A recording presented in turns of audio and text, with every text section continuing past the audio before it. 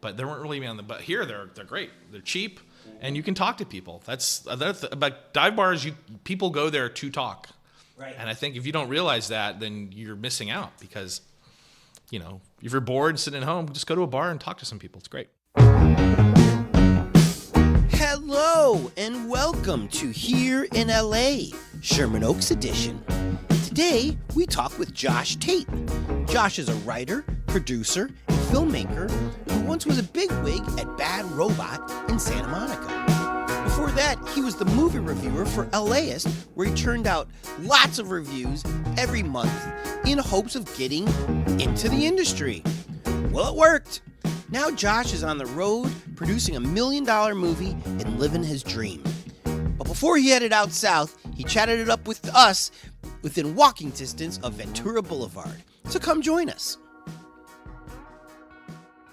Hey everybody, I am here in Sherman Oaks with Josh Tate. Hello. LA in America. Josh, I see you're wearing your North Carolina blue. I am. You went to college at I did. You're a Tar Heel. I did. It's a big night. We can't believe. I think everyone wanted to beat Duke, but I think we're all actually a little surprised that it happened a second time. So were they supposed to be better than you this year? They are better. I mean, they are immeasurably better in terms of the regular season and the players, but that's why they play the game, as Chris Berman used to say. That's right. Yep. Well, sadly, this probably isn't going to come out until. Right. Well, no. The end of May or Yeah. I'm sorry, the end of April or May. Yeah. So tonight is the championship game? Tonight at 6 o'clock. Who are you playing? We play Kansas. The Jayhawks. The Jayhawks. So two classic college teams playing each Traditional blue bloods. They tend to beat us very badly in the NCAA tournament, so it's going to be a hard one. I think everyone is actually, it's weird. You know what? Sometimes when you win the game before the game, you get satisfied. Yeah. I'm a little worried our team is satisfied, but who knows? You never know until you get on the court. You find things, in yourself and in your team when you play the championship games. When you were in college, who was the star players? Oh, man, it was Jerry Stackhouse. Oh. It was... who ended up going to the Pistons. He did, yep. Rasheed. Rasheed Wallace? Rasheed was there, yep. What a team already. Derek Phelps didn't really go pro, but he was a good college player. Uh-huh. And then early, because college, people actually used to go for 4 years then. Doesn't make any sense. And I obviously stayed in college for more than 4 years because it was so much fun. Uh-huh. But when I first got there, it was like J.R. Reed, King Rice, guys who were kind of like one and dones in the NBA. Right. They didn't really make a name. Yeah. But it was great. Good basketball school, terrible football school. Right. Well, didn't you give us Bears guys Mitch Trubisky? We did. That's right. Mitch, I'm also a Steelers fan. I have a really weird sports love because my dad was in the Air Force. So I didn't grow up in a town that had sports fans. So I chose my sports team. You pick a sports team when you're like 8 as a kid, and then it stays with you for life, and no one ever understands how emotional you get for no reason about your teams. But my teams I had a stepfather who was a Cowboys fan. So I think I rejected my stepfather and chose his archenemy, the Steelers. Ooh. And then my best friends were all from Boston, but the Patriots sucked. Right. So they only ever talked about the Celtics and the Red Sox. So I'm a Celtics, Red Sox, Steelers fan. Which Steelers year was this, approximately? This would have been, my parents got married, I think, or remarried like 75, 76. Oh, the Steel Curtain. Steel Curtain. And then they played the Cowboys twice in the Super Bowl during that time, winning both times. So you were in the house rooting against your stepdads. Yeah. What is that? Roger Staubach. Yeah. Danny White, Tony Dorsett. Right. They say Dorsett. Back in the day, it was Dorsett. Now he's Tony Dorsett. I feel terrible about it. My stepdad is such a nice guy. Oh, was he? And I was just a dick as a little kid. But you're a dick when you're a little kid, right? Your parents get divorced. Who's this new guy? There's no way around. I mean, there is if you're probably a better person than I was back then, but it's pretty normal, I think, for a stepkid to be a little, our kid to be a little suspicious. I completely agree. Yeah. And you ended up fine. Mostly, yeah. You're here in LA, living in Sherman Oaks. Yep. We first met because when I was doing LAist, you probably approached me and said, "Can I write movie reviews?" I did, yeah. I think there was a notice. There was something you guys were looking for that. And I had, like a lot of people did, a very frustrating entertainment career. It's hard to get in. This is the thing. It's so hard to get in if you don't know anybody. and I didn't know anybody. And so whatever I had the opportunity, I was like, fuck yeah, let's go. And that was an opportunity because I knew if I could write reviews that I could actually get into festivals. And if you get into festivals, you start meeting filmmakers, and maybe all of my frustrated dreams of being a filmmaker, I would, kind of backdoor it. But it all started with writing those reviews, which was a hell of a lot of fun. With LAist, I said to everybody, I can't pay you, but tell me what you want to cover, and I'll make sure that I help you cover it. Yep. And that was the majority of my day, was trying to get people like Joey Maloney and Jeff Koga photo passes at concerts, or helping writers get press passes to wherever they needed to go. Yep. Or not necessarily press passes, but on the list. Yep. I don't remember ever needing to do that with you. I don't know if it's a personality fault or a personality virtue. If someone is just like, and this is what my favorite part of writing there was, which was you just said, write what you want. Like, write what you want, and that's okay. And I always wanted to push it. And, if you read my old, Transformers review, it is so wrong in so many ways. But, you let us write what we wanted. And all I've ever needed from people is, if they say go, don't worry about me. I'll run with the ball coach. Yes. Yes. And I knew enough about the industry at that point to know that so much of it's bullshit. But if you have a little bit of credibility behind you, and I had a press outlet, yes, that was enough. I knew I could get in anywhere if I was persistent enough, and yes, it worked out for the time I was writing there. I also noticed that a lot of times when people, especially in the early days of LAist, when PR people, whoever would try to talk down to us, or I would be like, you got this 50-foot red carpet. Okay, the LA Times. Okay, AP. Who else? LA Weekly? Okay, but still, now you still got 20 more spots. Mm-hmm. What's it got to take for me to get one of those spots? Right. Do I need to cover one of your crappier events that you got going? We'll do that too. And when it came to letting people write what they want, I always reacted better as a writer when I was really into it. Mm-hmm. If you give me this DVD that I don't even know and you say review it, I'm probably not going to judge it fairly because I'm angry. Yeah. I don't know. I just want to get rid of it. But if you saw Transformers and you've got 50 inches worth of stuff to talk about, to do it, man. Yeah, no, it was great. I missed it because I had to stop when I went over to Bad Robot. I had to stop because, to be completely honest, my point of view was that of a frustrated entertainment person, mm-hmm, and so you tend to. I don't think I was unfair necessarily, but I certainly never gave them the benefit of the doubt. Right? I was pretty mean to powerful people, and that was fine when I was an independent. But then I couldn't work at Bad Robot and then call Michael Bay a piece of shit. Even I like Michael Bay, by the way. I think he's a now and then he's a really great filmmaker. But I just couldn't do it then, so I had to leave, which sucked. I really loved it. Because I wrote I think 3 columns a week just because I was I had a shitty day job, and that was sort of my escape from it. The bitterness, the anger, the honesty is what's missing in the journalistic landscape today now that the blogosphere is gone. Yeah. Wouldn't you agree? Yeah, I think that the thing now, I see it so much in sports reporting and entertainment reporting, is the access control. And you are now playing for access, and you have to be a partner. If you're going to write about the Lakers, you have to be a partner with Clutch Sports. Yeah. You can't be... if you're not affiliated with the Lakers, you don't care. You can rightly point out what a shitty trade it was for Russell Westbrook. But if you do that, and you're part of, if you work for the LA Times, you're not going to do that. I just don't think they are. I think they're afraid. I think it's not. I get it. I get why you are going to be judicious about how you say things, but it's really sad because you realize, if you're at all fair-minded and objective about this, journalism in some industries is converted into publicity. Has converted into publicity. Which is what I don't know what it's like now, but when I was at the LA Times right after LAist, they were clear that we are not there to be PR. And some of the pitches that I got from Bruce Willis, Hugh Hefner, were full on PR that nobody else would take. And I was like, well, I'll take it because fine, we see that that's what they want. We can give them a taste of it, but while I'm there, You can't stop me from asking them real questions. Right. And for sure you can't stop me from putting it in there. And if Bruce Willis's vodka company doesn't want to talk to me again, or the LA Times, boo-hoo. At least they got something out of it.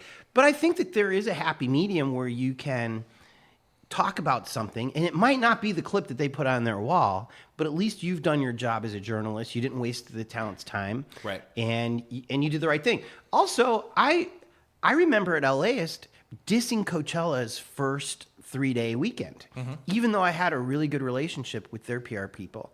And I think that they appreciated the honesty because Golden Voice comes from literally a punk rock background. Yep. And they get plenty of love from everybody else. And that kind of feedback, especially from their target audience, I think is better for them in the long run than getting their ass kissed. Yeah. Yeah, I think people respond to authenticity in a way that stakeholders sometimes undervalue. Yes. Because they worry that if you're honest, it will turn people off. And the reality is, no, if you're interviewing some actor or some director or whoever, and they give you some hard honesty that is a little uncomfortable, and you're like, fuck, I don't know if I should say this, but they told it to me, so I'm going to. Yeah. I think the public's reaction to that is they tend to like that person more. For sure. They feel more genuine. At the Times, T.J. Simers was on his way out. Yeah. But while he was there, he was ruthlessly critical on people.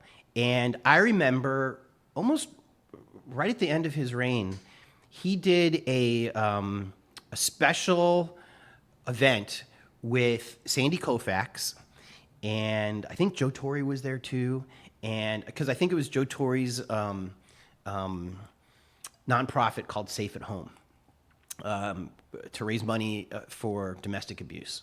And Sandy Koufax talks to nobody. But the reason that he talked to TJ was TJ always kept it real. Mm-hmm.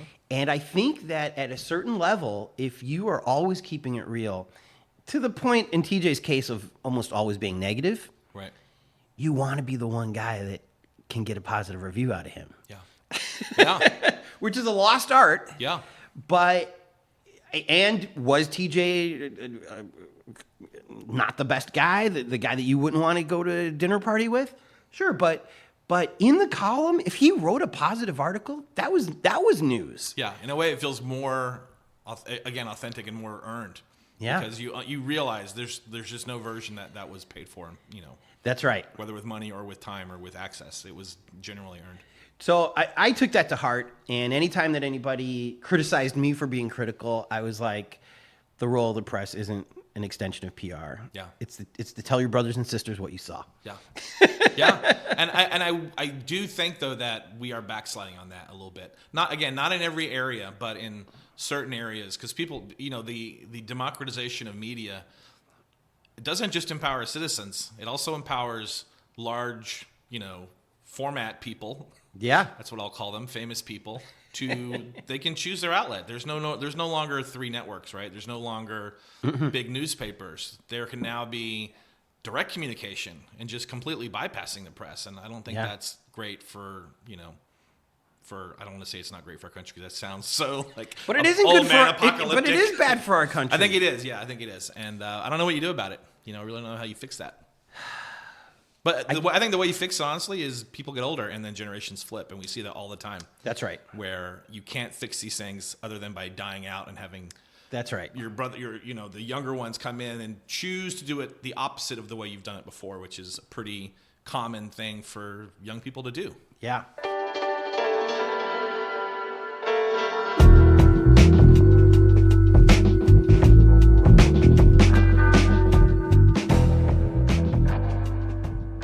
So after LAist, you went straight to Bad Robot? Straight there. Okay, so Bad Robot, for those of you who might know, but probably don't know the whole thing, when I think of them, I think of Lost. Yep. Was Lost going on when you went over there? It was. I think I joined there in season 5. Wow. So how many seasons did it? There were ultimately 7. I think that's right. There may have been 6. I'm a terrible, terrible fan. I'm pretty sure there were 7. Were you a fan at the time? I was a massive fan of the first season. Yep. That's one thing that I do miss about network television. I don't watch any network TV anymore. But back then, you would get together with your friends and watch Lost. I don't think that really happens anymore outside of the reality space and and then live events. Which is why I wish some of these movie complexes that are either shuttered right now or just not doing great just gets bought by Netflix or Amazon or ABC, so that when they do have a hit, the audience can watch it together. Yeah. You know, I would have loved to seen Game of Thrones with an audience on a big screen. Yep. And for sure Lost. I mean, I think Lost was one of the first that was just cinematically beautiful. Yeah. Yeah, I love this show. The first season was just, there had been nothing like it before. What ended up, it's one of those things you just learn about life, is when you, especially with Lost, that what I thought were great hanging plot lines were just red herrings at the end of the day. There was no resolution. And that was the trend for a long time. I don't think that's the trend anymore. But for a long time, that was a trend and Bad Robot was part of that, this idea of storytelling where the mystery is part of the storytelling and it will never be answered. And that felt counterintuitive to the way we like to listen to stories. We want to know how it ends. Yeah.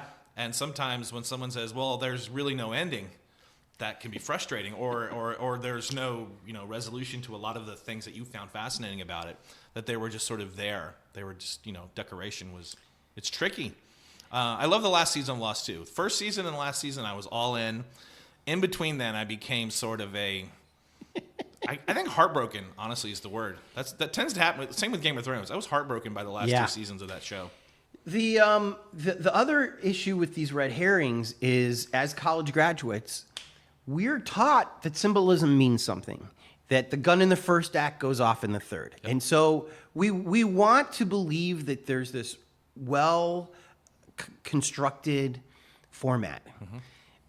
And Lost, I think, was the first time that we, Gen Xers at least, realized, oh, no, maybe they don't know what they're doing. Yep. And what's worse was, I think it was JJ came on Howard Stern and said, oh no, you're going to be satisfied with the ending. We know what's going on. Yeah. And because Howard was a huge fan and had a huge audience. Sure. And was constantly criticizing the show. Yep. And I think it was JJ who went on that. Yeah. Probably. And when it happened, when the ending happened, which was a fine ending, I agree with you. I think that the last season was fine. But there was a lot of loose ends. Yeah.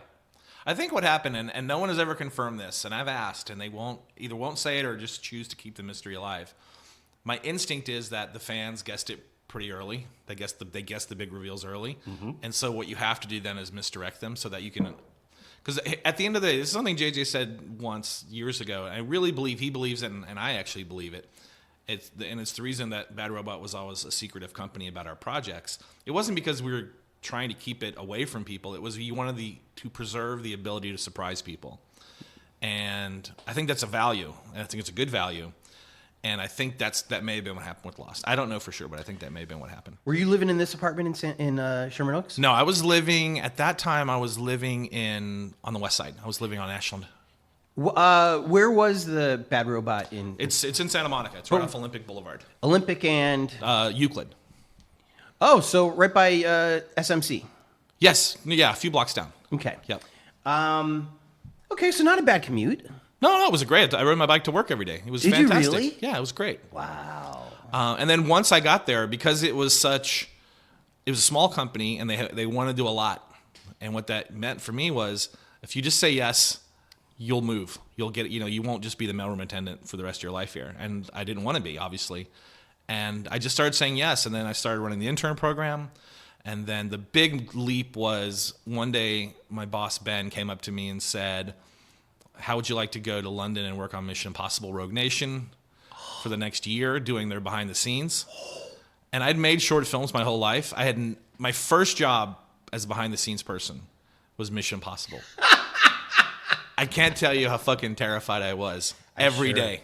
Well, because Tom Cruise is super intense, right? Tom is very intense. And Tom, a story that I'll tell that I love is the first things we shoot are in Vienna at the Opera House, the very first days.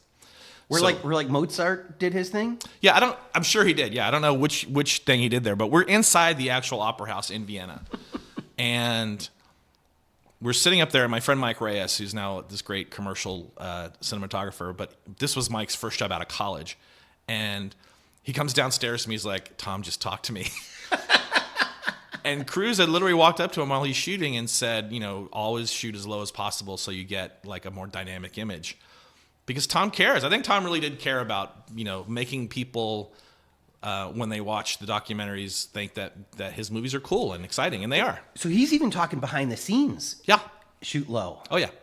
Interesting. Yeah. If you watch I think it's on it's Mission Impossible Rogue Nation. It's on the Target DVD. This is a horrible thing that studios did several years ago when there still were DVDs. They would portion out special editions to different stores. Oh. And so you can never get anything in one place. Huh. And Target, for whatever reason, got all of the featurettes in one place. But we did 90 minutes of them. It was, it was a lot of work. And it was great. So, yeah, I said yes to that. And then I just kept saying yes. And I kept getting promoted. And it was, for a long time, it was just, it was the best. Who directed that Mission Impossible? That was Chris McQuarrie. That was the first time he'd done one. He'd written on the previous one, and then this was the first time. And now he's done all of them. They clearly developed a relationship on that film. When I think of Mission Impossible, those ones, I think about the action. Yep. Is there any, how do you capture that with behind the scenes? What we were doing, there were two that were really big. The first one was the plane, where Tom holds onto the outside of the plane. And we could not figure out how on earth we were ever going to get a camera on the outside of the plane without building some sort of special housing. And we talked to our special effects department because they built one for the main camera, but there wasn't room to put our little GoPros in there. Oh, you had GoPros back then? Oh, yeah, we had GoPros. Mm-hmm. And then what ultimately happened is we talked to the people who flew the plane, and they said, well, the plane has cameras on the outside. Yes. Because they have to be able to look, to see what's going on. So if you watch the DVD, you'll see that there is footage that's shot from the plane's point of view. And then for everything else, you just, you go to the camera team and you say, can I put my camera on your rig? There's so many different types of rigs. There's cranes, and there's something called the biscuit rig, which they used a lot on Mission Impossible for the the motorcycle stuff. And you just go to the camera guys and you say, can I clamp my camera to your thing? And then you just press, right before they say cut, you just press play and run away and hope that you got something cool out of it. But even if you don't, you still have, how long was this shoot? Like 2 months? Well, no, not even close. We started, I think, in July, and we finished in March. And we had a hiatus in there.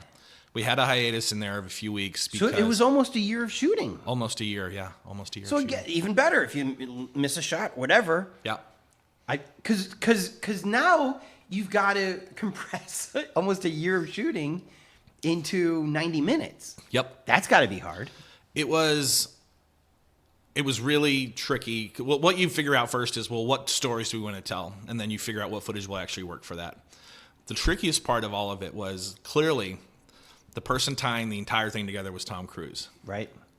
And Tom did not want to speak to us until he'd seen the movie because he wanted to make sure he was speaking. And Tom was, obviously seeing cuts along the way, but he wanted to have the most informed opinion of the film before he spoke with us because he didn't want to look foolish, which makes sense. Mm-hmm. The problem was that it was taking them so long to get the movie done. So we, I think, talked to Tom in the first week of June. The movie came out in July. So we were editing around what we were hoping the questions would be for Tom to answer appropriately. So it was really tricky. The woman who edited a lot of it was this girl named Becky Valenti. And I should say this woman named Becky Valenti. I can't believe I said girl. Come on. It's 2022, Josh. You can't say girl anymore. But she was fantastic. She's like, an editor for big TV shows and other movies. Mm-hmm. And she just digested all of it. It was so hard. I mean, we sat there for months figuring it out, trying to, what story are we going to tell? Does this fit? Do we have cool footage? And we got lucky. The hardest part of that was sending it to Tom. So we speak with Tom in London. So we had to fly to London to interview and then fly back to the States, finish the editing. And then we finish everything finally, and we have to show it to Tom, and we're just waiting for, brutal notes. You always are.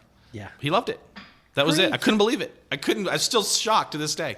I would be afraid that he wouldn't want to talk to you because he's onto something else. Yeah. But on the flip side, he's probably got back end money on this movie. Sure. It's also it's an extension of his career now Yep. to be this action guy. Yeah. You know, from when he was was he? Do you think he was a brat packer? Would you call him that from Risky I Business? think he never did the movies with the other ones. That was Right. the thing. He kind of broke out very quickly and is like, no, he was smart. Yeah. Because they all faded. They were all in that big group, that St. Elmo's group. That's right. Kept working together, and it was to diminishing returns versus Tom always going alone each time. Yeah. Other than The Outsiders, which was, That's right. and again, maybe taps. He did taps with a few of them, but Right. after that, he realized smartly that you have to be the one person everyone's looking at. Yeah. So he knows this is the stage of my career I'm in now. This has got to be a hit. Yep. Also, if it's a hit, I don't know if he even cares about money anymore, but if he does, a lot more $20 and $30 million paydays. Sure. If this, therefore, I do need to talk to Josh. Yep. I'm telling you, the other thing too about this interview. So we fly to London, me and a guy named Andrew and a guy named Bruce and a guy named Ben. We all fly there, the four of us. And the day before, we're supposed to interview Tom the next day. We get there and we cannot get our rentals of our equipment like settled. And the equipment house was closing at 6:00. And there was a moment where I was like, we're not going to get our gear. We came all the way over here and we have no gear. But they gave it to us. We went and picked it up. Then Tom's people told us he'll be there tomorrow between 9 and 1 p.m. So we go there. We set up at 7. We're all ready to go at 9. And we're thinking, what Tom will show up at like what? 12:30, right? Yeah. Or 1:30 even. Tom shows up at 9:05. Look at him. First guy in there. Yes. And I had to sit there and interview him. And the thing is, you psych yourself up for these things, for anything that is a high pressure thing. But it came so abruptly. I had no time to do that. I had no cards. And I just, for 90 minutes, I sat there and talked to him off the cuff. It was the weirdest experience of my life. It was really weird because I'd watched him as a kid, right? Right. Like Tom Cruise, that's the thing about movies that's so powerful is and it's weird too. It's kind of dark and kind of strange, but the people that you see as children can never be people to you. Right. They're always going to be movie stars, so they're always going to be the character that they were in a film. And then all of a sudden to be dropped into a room with Tom, and there's all these people staring at you. And Tom was always perfectly courteous and professional to me, but you also never know, right? You don't want to be that guy who fucks up and gets yelled at. But somehow it all worked out. I still can't believe that it worked out as well as it did all these years later.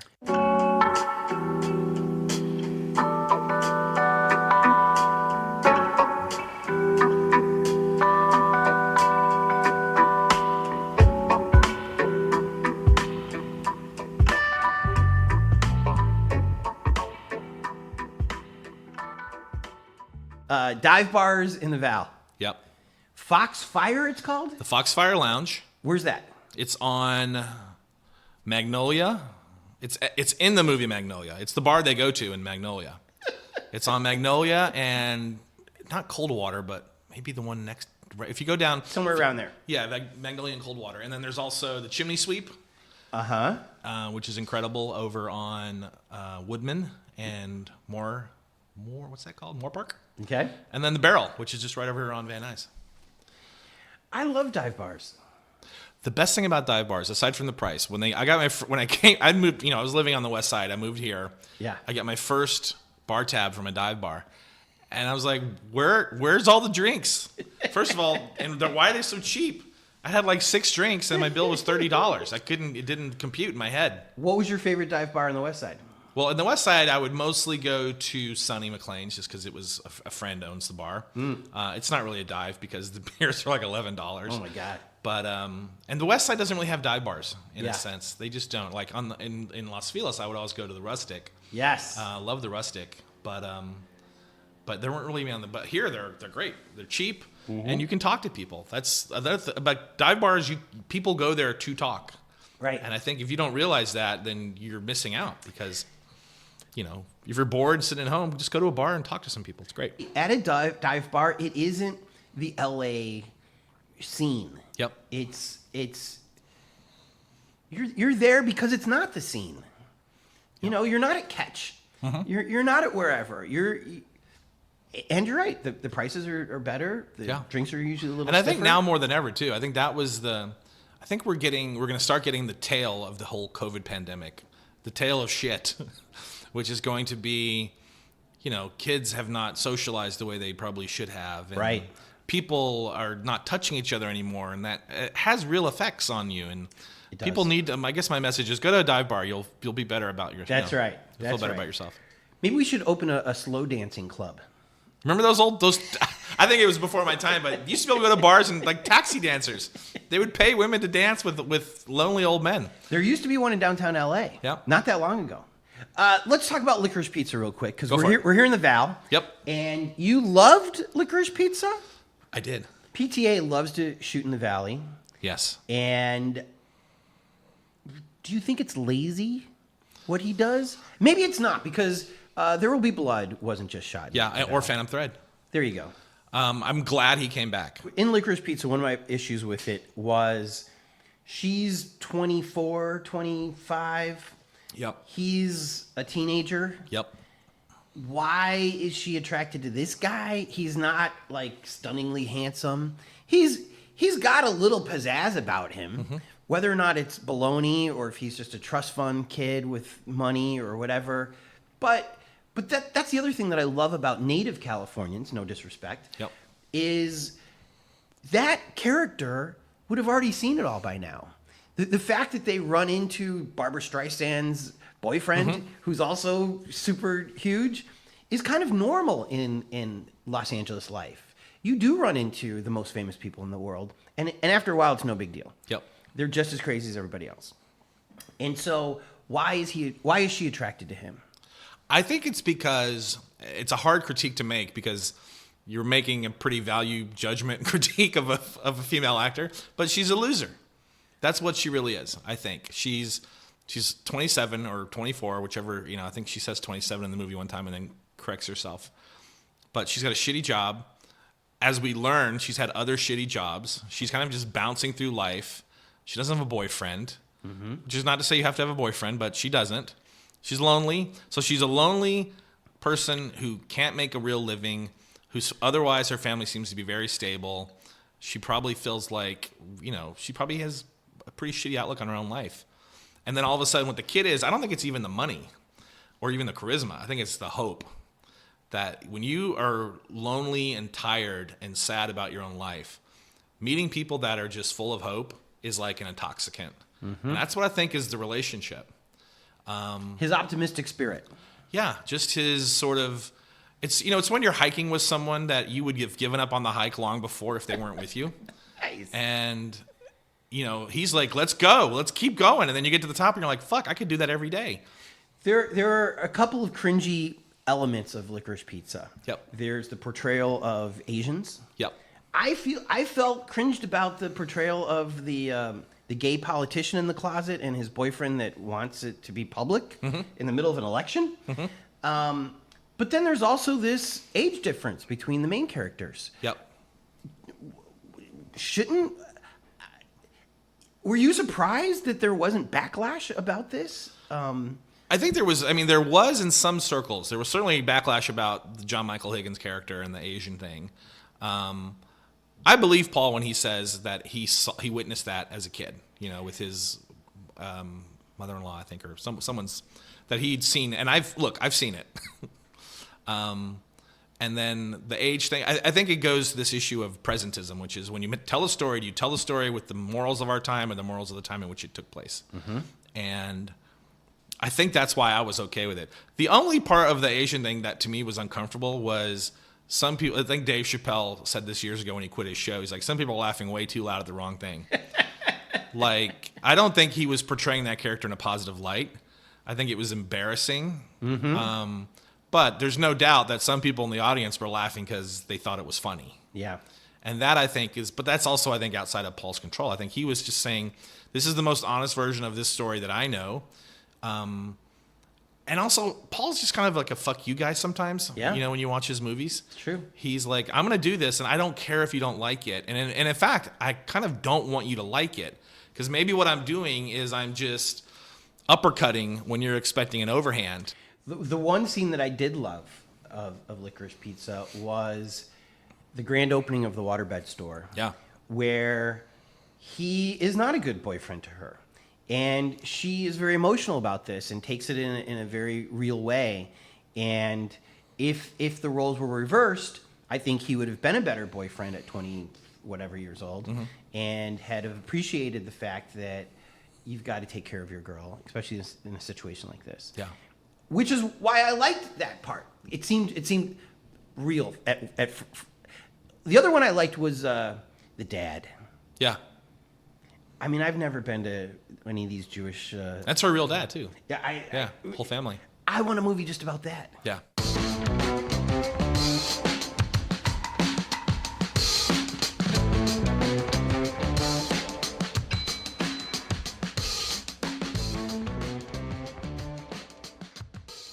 What are you up to now?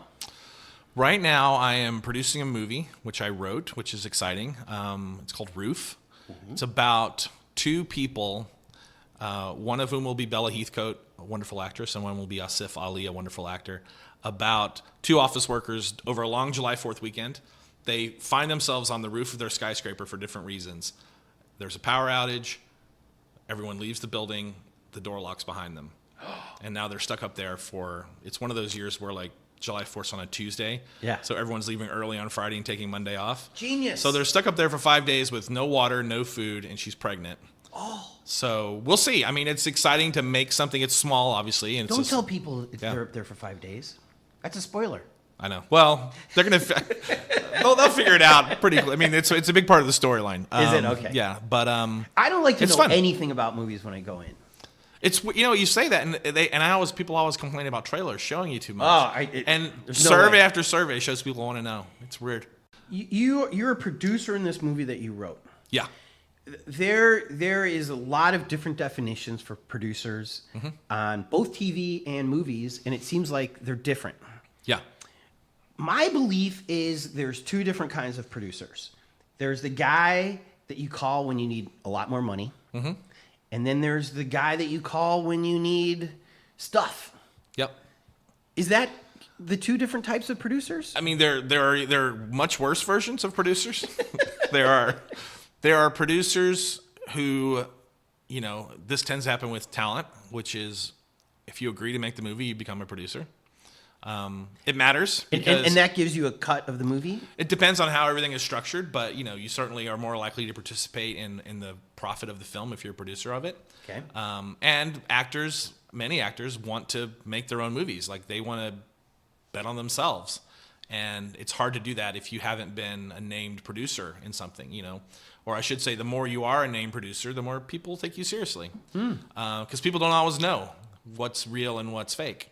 So there are some producers that are just name-only producers. There are producers who worked on the first movie of what is now a 10-part, sequel thing, and they're still listed as producers even though they've long since moved on. But typically their contracts allow them to continue to participate and be named as a producer, and you get, you're what we call a line item on the budget, you get paid. So, but okay, so that guy, let's say it's episode 9. Yep. If there's a problem on the set, can I call that guy? No. No. He's just there to get his paycheck. The reality is, the only one you're ever going to call on, if you have a problem, is you're going to call the line producer. Okay. He's the real day-to-day boss of the money. He's the one who is preparing or overseeing the preparation of all the paperwork that will eventually go out to key personnel, explaining how much money we spent, how much money we expected to spend, are we over, are we under, how does the schedule look in relation to the whole, budget. I don't remember seeing line producer in the credits in movies. You'll see it sometimes. Sometimes they'll go under. The credit they'll often take is executive producer. That guy's the line producer. Well, the thing is, you usually have multiple executive producers as Right. well. It's a hornet's nest of indefinability. Okay. Because everyone wants the producer credit. That tends to be the real credit if you're a producer. Because It's just sort of the way it's worked out over the years. That if someone is It's an actual clout? producer, you actually did the work. I produced Top Gun 5. Yeah, you hired the director, or you commissioned the script to be written, or you found the original story, I see. or you're the one who brought on the actors, or Okay. you're the real sort of engine of the film. Everyone wants that credit clearly the people who are and not everyone who gets that credit really deserves it. Mm-hmm. But the person who does really deserve it tries to keep it as exclusive as possible. Oh. So those are the real producers. But then you have the executive producers and that is where you start going. When you start talking about executive producers, associate producers, co-producers, and you ask me what they mean, I'll just ask you, what day is it? Right. Because it'll mean something different based on what production, what person, you never know. So you're the producer of this movie. Of this one. Of A Roof. Yeah. What's your budget? Right now, I can't say, I don't know if I can say the whole budget. It's around $1 million. That seems reasonable. Yeah. How much was Tangerine's budget? It wasn't much. By the way, that movie should have won Best Picture. It was great, wasn't it? Sean Baker. Simon Rex was so good in that film. Simon Rex. How'd you like Red Rocket? Loved it. That's what I'm talking about. Red Rocket. Oh. I'm sorry. Tangent. When I took a leap of faith that we were both seeing the same reference there. Red Rocket was incredible.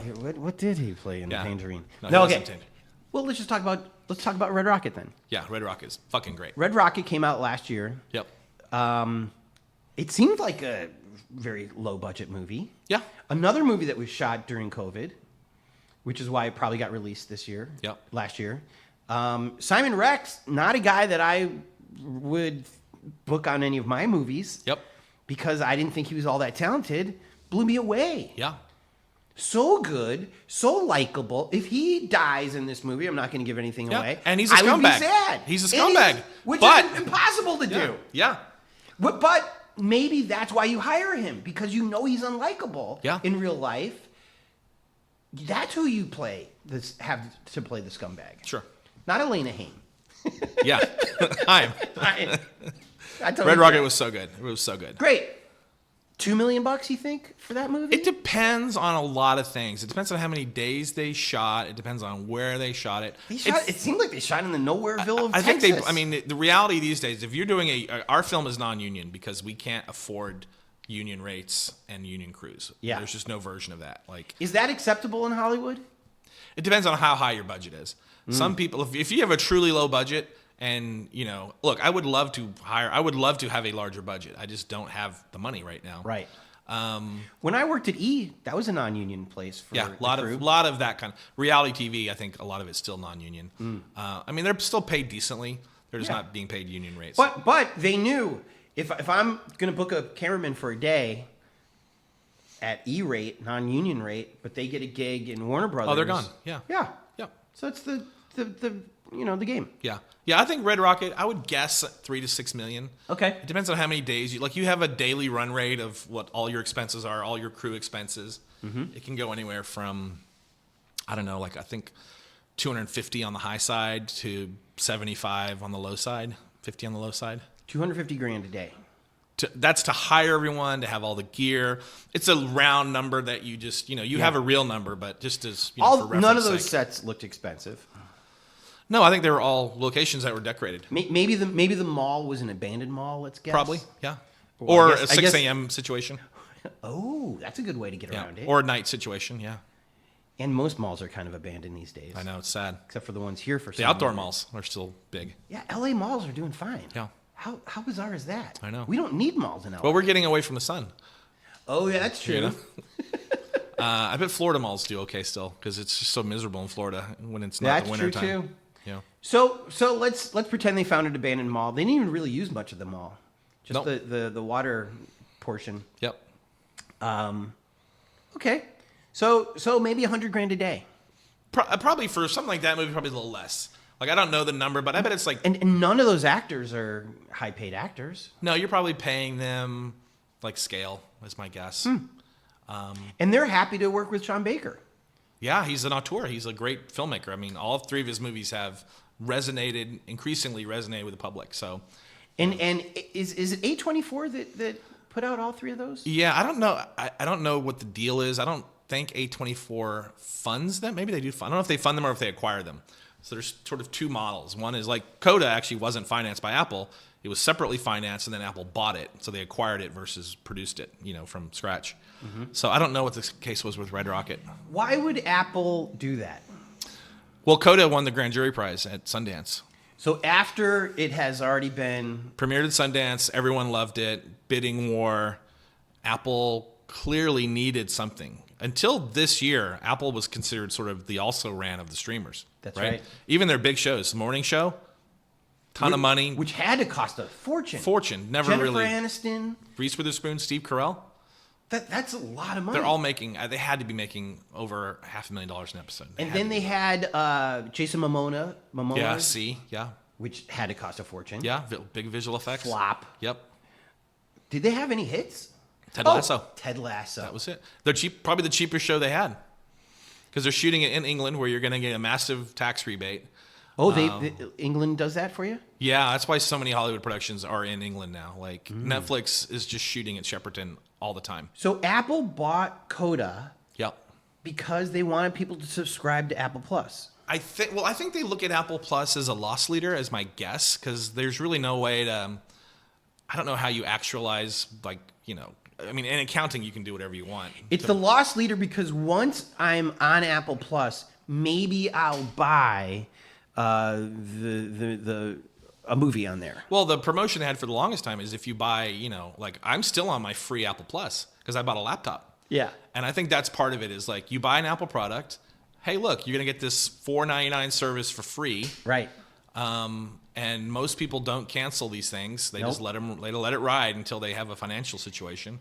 So you get them in and you just, you've created a constantly recurring stream of income. And we already know this. There's a fucking cult when it comes to Apple products. There is. And they're just trying to do the same thing with their TV where you're like, everyone has Apple Plus. Well, I'll tell you, my Apple Plus died or expired. Yep.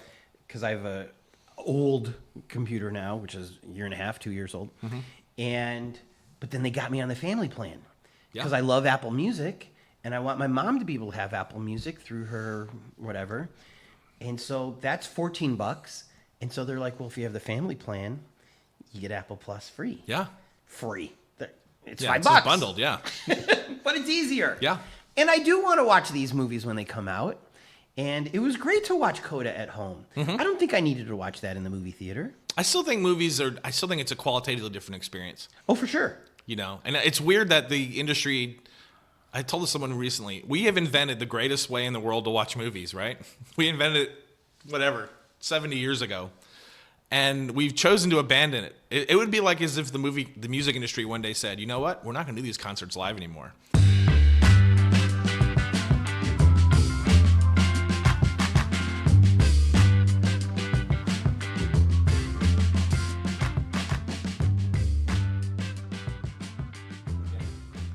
When can we expect to go to the movie theaters and see Roof? Well, I hope we are going to see Roof in a movie theater. First of all, I have a fear that you just laid out how you do it. You go to Sundance, you win. Yep. Apple pays you. How much did Apple pay? Do you know? $25 million.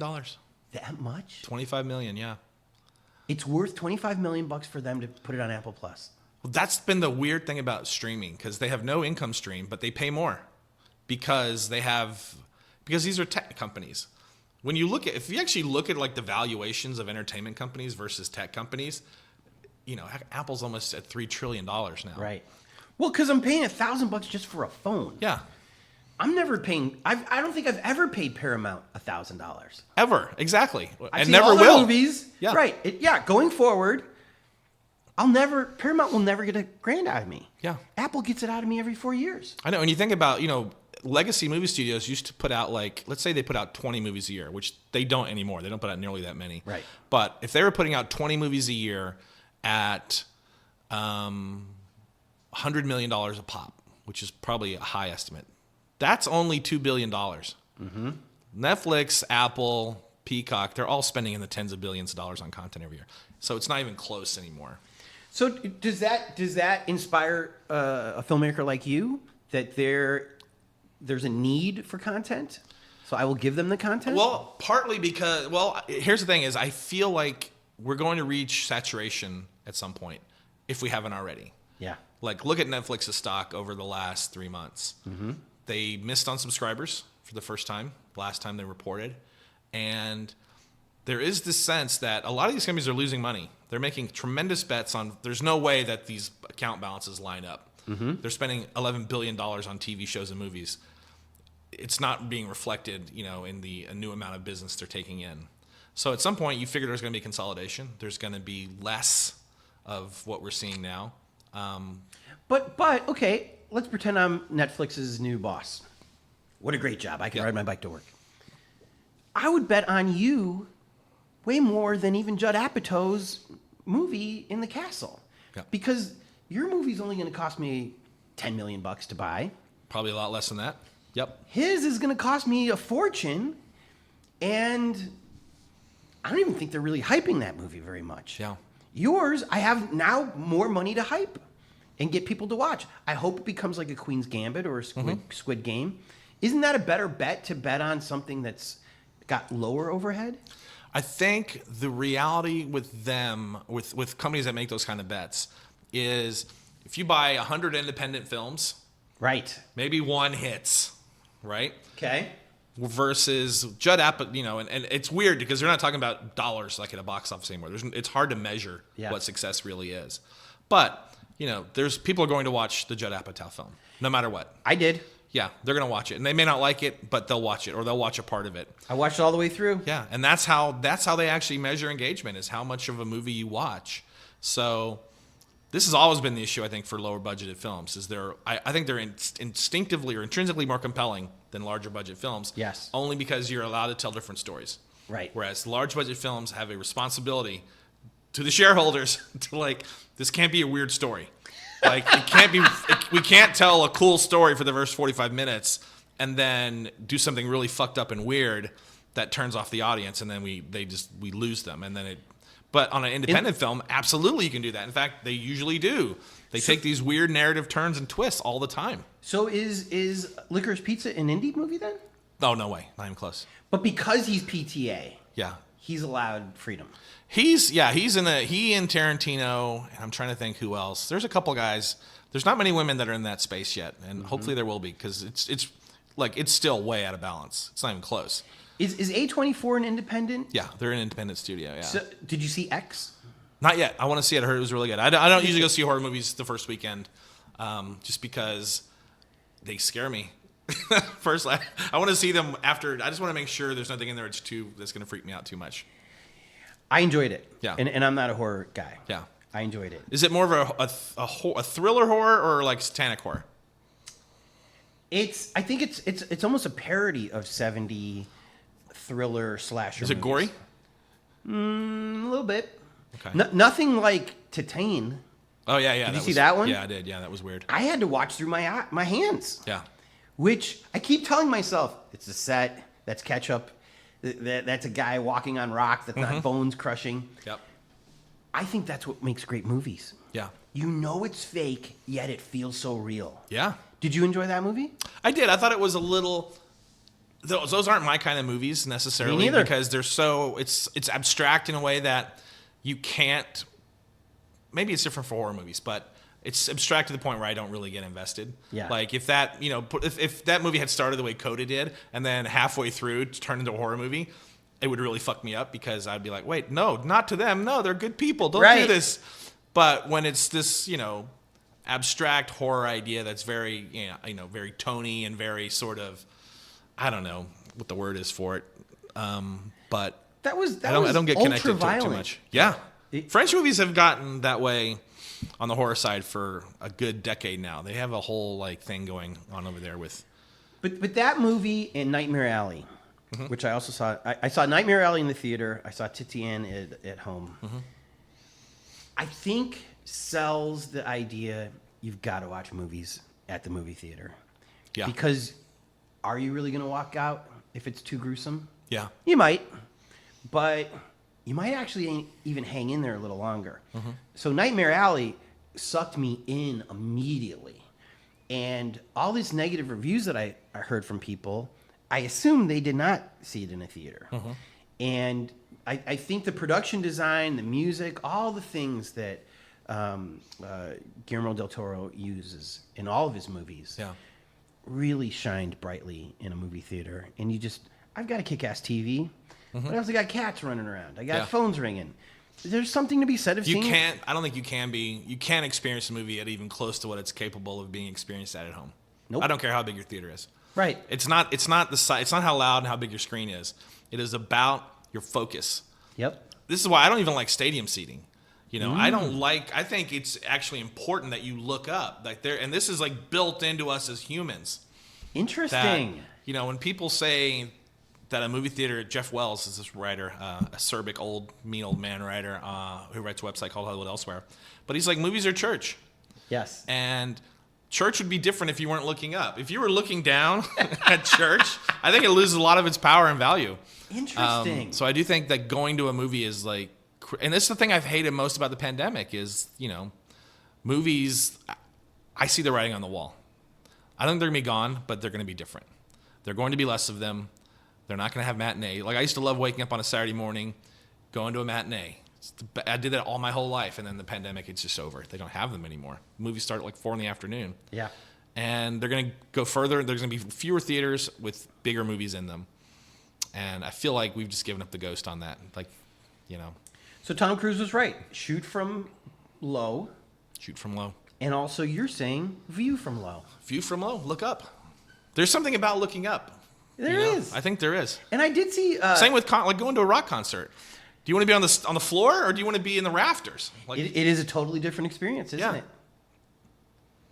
Well, Mr. Josh Tate, God bless you. Thank you for having us today. Thank you for chatting. I enjoyed it. And thanks for this insightful discussion. Of course. Anytime. All right. Take care, man. How great was Josh?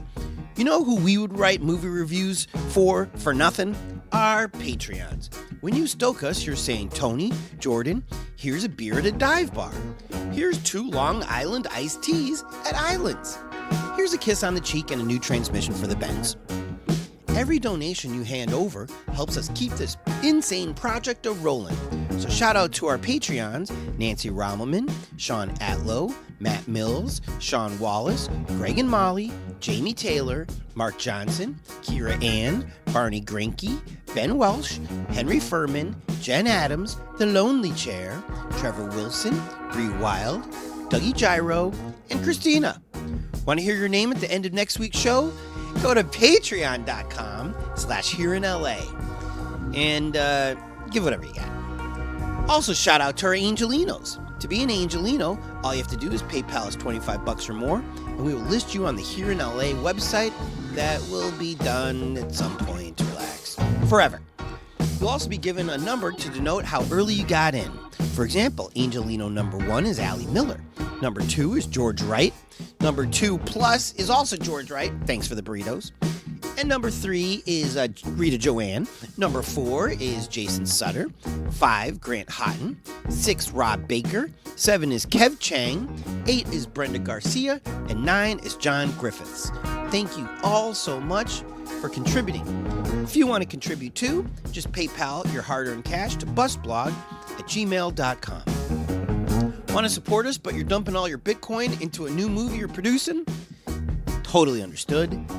But you can still help. Post your favorite episode on Facebook. If you see a tweet about Here in LA, retweet it.